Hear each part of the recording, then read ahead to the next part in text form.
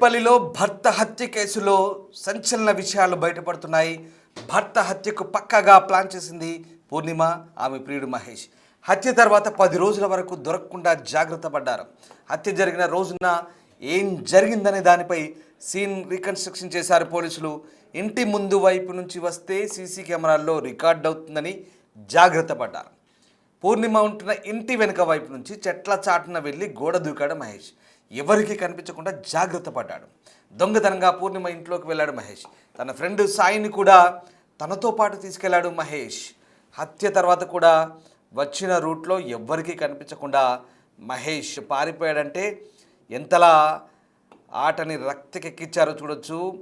పూర్తిగా ఈ వ్యవహారాన్ని ఎంత గుట్టుగా సాగించారో చూడొచ్చు. మీరు చూస్తుంది AI generated video by big TV.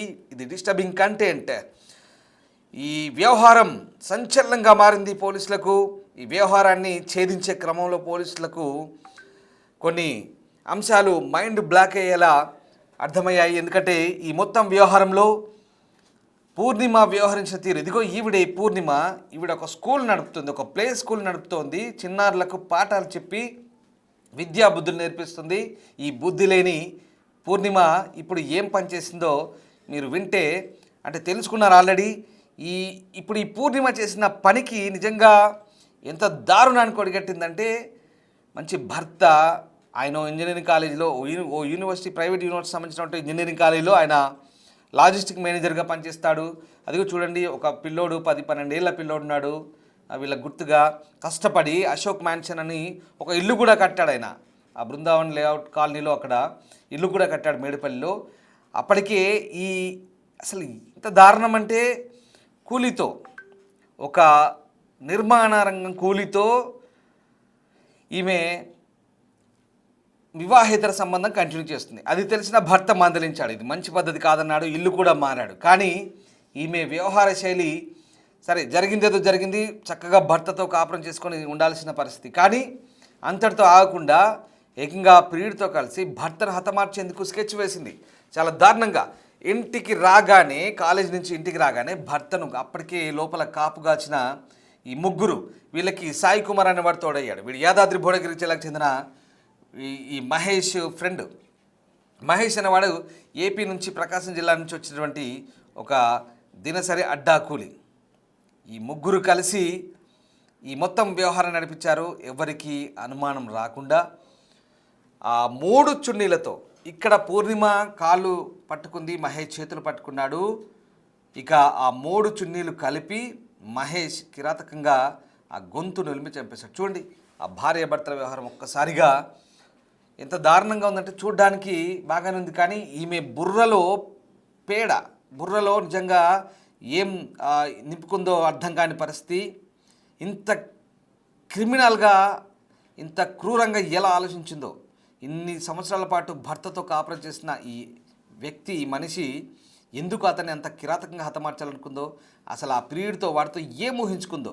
కేవలం కొద్ది నెలల పరిచయానికి ఇన్నాళ్ల పాటు సంసారం చేసి పిల్లల్ని కన్నా ఈమె ఇప్పుడు ఏకంగా ప్రియుడి మోజులో, పరాయి వ్యక్తి మోజులో పడి దారుణంగా అతన్ని హతమార్చింది.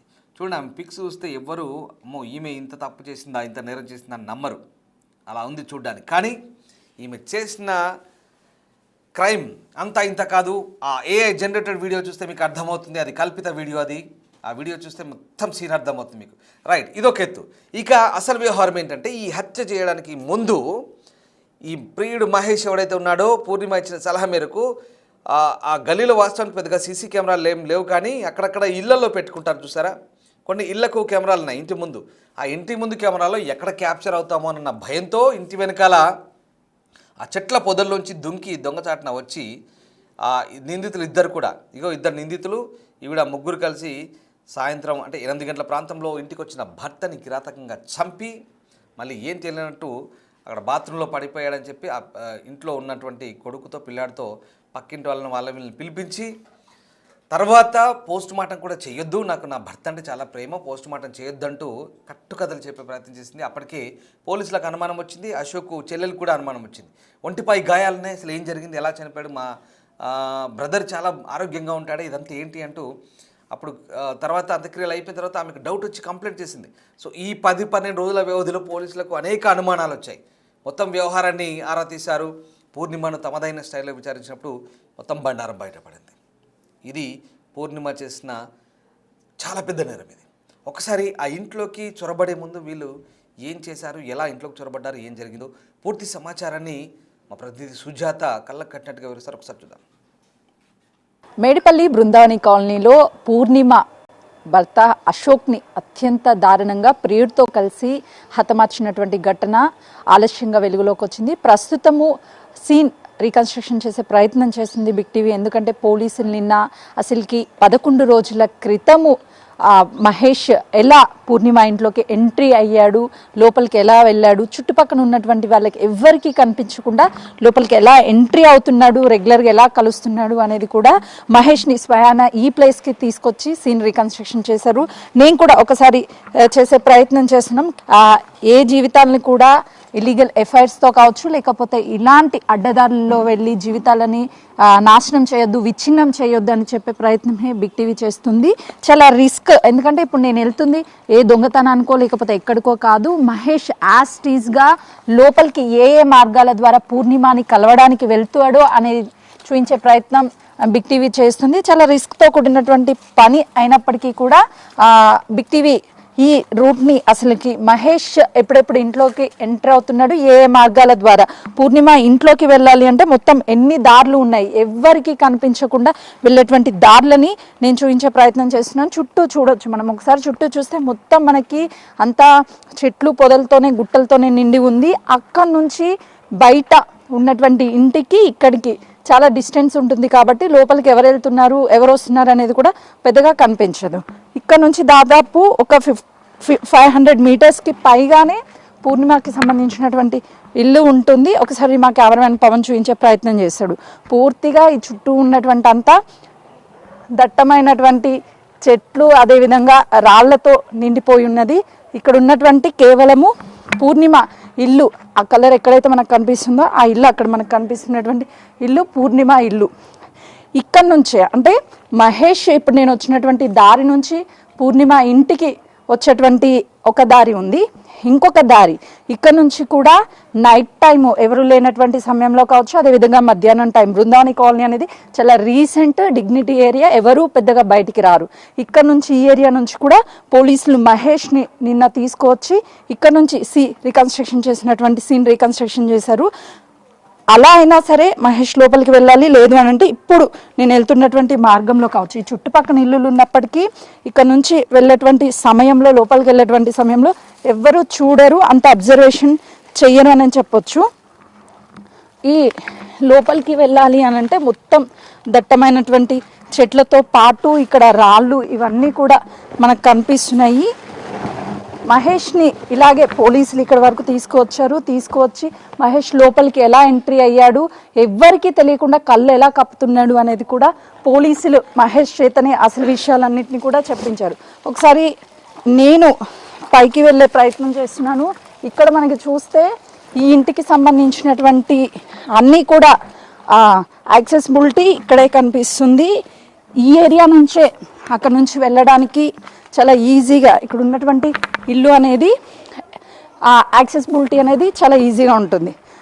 మా కొలిక్ దత్తు కూడా ఉన్నాడు. ఎందుకనంటే నేను ఇక్కడ పైకి వెళ్ళాలి అని అంటే చాలా కష్టము, పైకి నేను ఎక్కాలి అంటే, కానీ ఇది మహేష్కి చాలా ఈజీ. నిన్న పోలీసులు కూడా సేమ్ యాస్టీస్గా మహేష్ ఎక్కేటువంటి గ్రిప్పింగ్ నేను చూపించే ప్రయత్నం చేస్తున్నాను. సేమ్ యాస్టీస్గా ఇక్కడ మహేష్ కాల్ పెట్టి ఫర్ ఎగ్జాంపుల్ మా కొలిక్ సహాయంతో నేను ఈ పైకెక్కే ప్రయత్నం చేస్తున్నాను. ఒకసారి అంటే నా చేతిలో ఒకవైపు లోగో ఉంది, లోగో ఉన్నప్పటికీ నేను చాలా ఈజీగా ఇక్కడ ఉన్నటువంటి గోడ నాకు ఏదైతే సపోర్ట్గా ఉందో ఈ గోడ సహాయంతో నేను ఇక్కడ నుంచి ఇక్కడ పైకి ఎక్కగలిగేటువంటి యాక్సెసిబిలిటీ ఉంది. ఇక్కడ నుంచి అసలు మహేష్ లోపలికి ఎలా వెళ్ళగలుగుతాడు, అంత యాక్సెసిబిలిటీ ఎలా వచ్చింది అని చెప్తే చాలా ఈజీగా ఇక్కడ నుంచి ఇక్కడికి చూసారా, ఇక్కడ ఉన్నటువంటి గోడ ఏదైతే ఉందో దీని సపోర్ట్ ఆధారంగా మహేష్ అనేది ఇక్కడికి ఎంట్రీ అవుతాడు. ఆ తర్వాత మా కెమెరామెన్ పవన్ చూపించే ప్రయత్నం చేస్తాడు. ఇలా మెల్లగా ఇది అంతా కూడా వాళ్ళ ఇంటికి సంబంధించినటువంటి ఎంట్రీ. ఇలానే లోపలికి మహేష్ అనేది వెళ్ళేవాడు. లేదు అని అంటే ఇక్కడ నుంచి గతంలో ఇదే ఇంట్లో పక్కింట్లో రెంట్కుండేవాడు. అక్కడ ఉన్నటువంటి గోడ నుంచి ఈ ఇంట్లో కూడా ఎంట్రీ అయ్యేవాడు. ఇక్కడ ఒక యాక్సెసిబిలిటీ ఉంది. ఆ యాక్సెసిబిలిటీ నుంచే ఇక్కడికి కూడా తను రెగ్యులర్గా ఇంట్లోకి ఎంట్రీ అయ్యేవాడు అని చెప్పేసి పోలీసులు నిన్న సీన్ రీకన్స్ట్రక్షన్ చేసినప్పుడు యాజ్ టీజ్గా మహేష్ చేతనే ఒప్పించారు.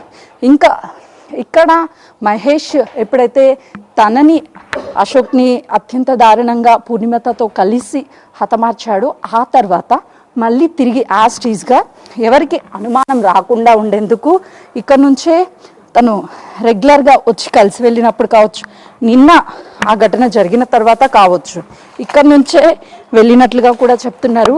సేమ్ ఇక్కడ నుంచి మనం వెళ్ళాలి అని అంటే చాలా రిస్క్ అనే చెప్పాలి.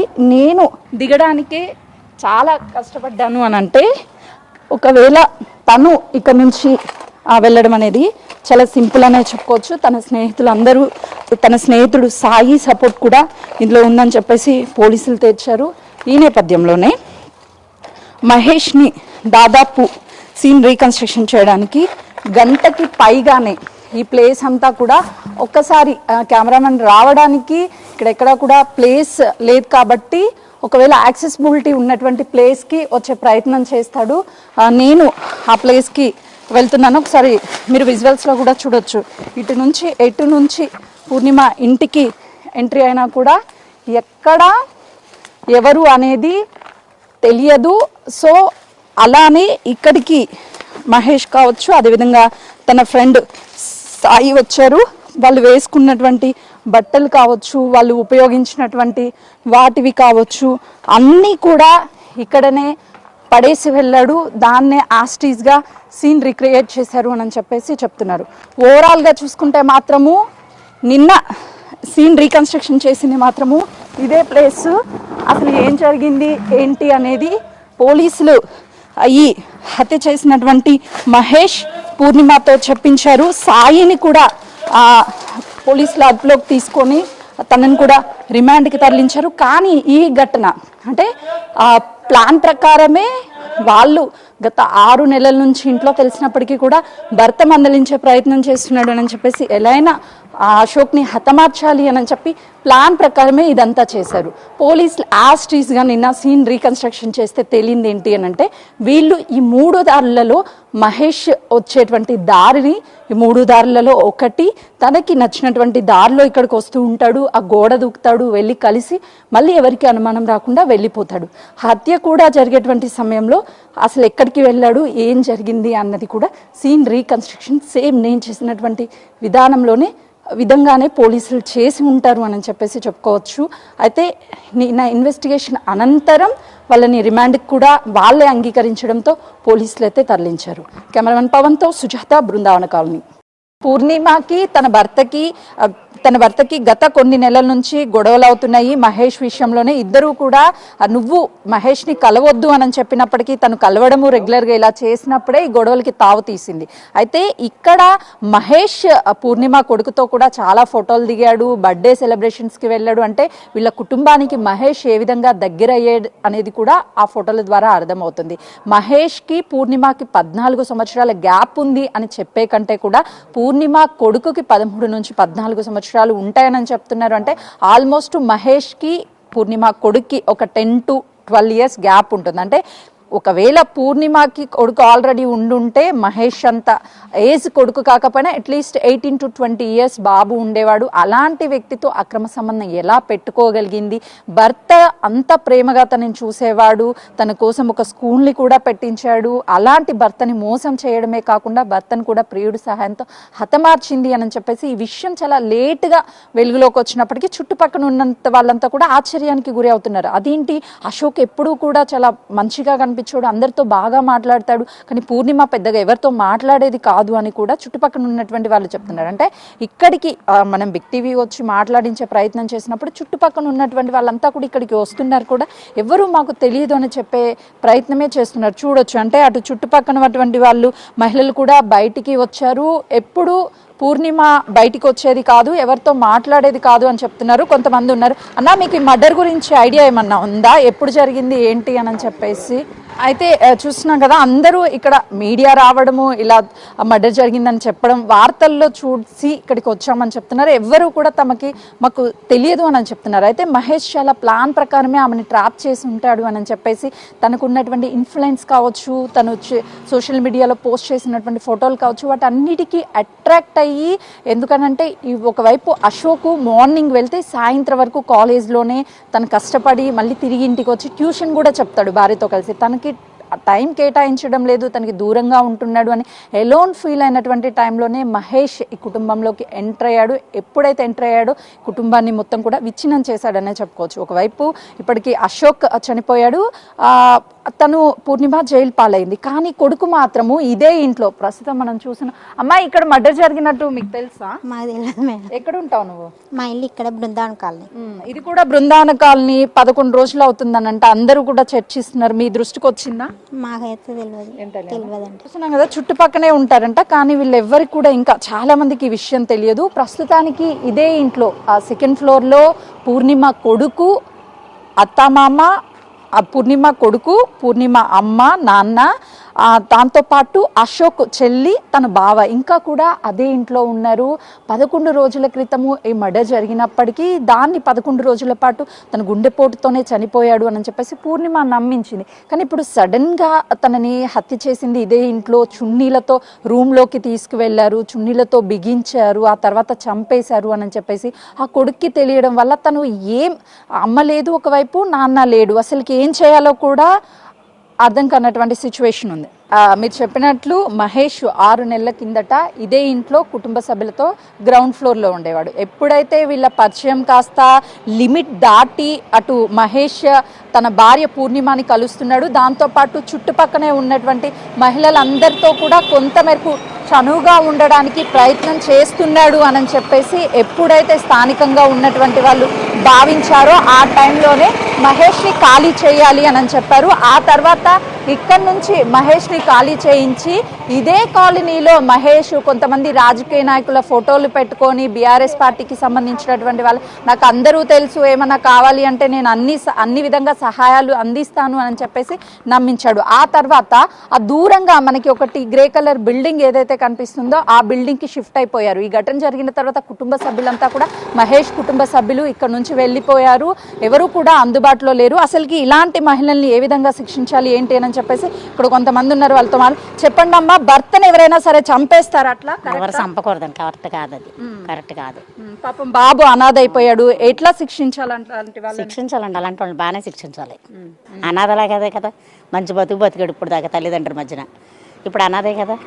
చూస్తున్నాం కదా, చుట్టూ ఉన్నటువంటి స్థానికులు కూడా ఆమెను శిక్షించాలి, ఆమెను అసలు వదిలిపెట్టద్దు, ఎందుకంటే బాబు అనాథ అయిపోయాడు, ఇలాంటి అక్రమ సంబంధాల కోసం జీవితాలను నాశనం చేసుకోవద్దు అని చెప్తున్నారు.